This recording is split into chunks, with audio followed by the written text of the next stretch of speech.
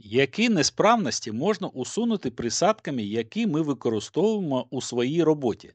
Забруднення форсунок бензинових і дизельних, забруднення каталізатора, саджового фільтра, датчиків системи екології, усунути стукіт гідрокомпенсаторів, поліпшити роботу гідронатягувачів, поліпшити роботу системи фазообертачів і системи регулювання підйому клапанів, очистити поршневі кільця, відновити їх рухливість, очистити внутрішні поверхні двигуна.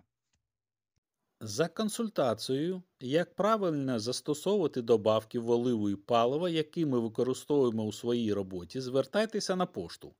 Адреса пошти вказана в описі каналу.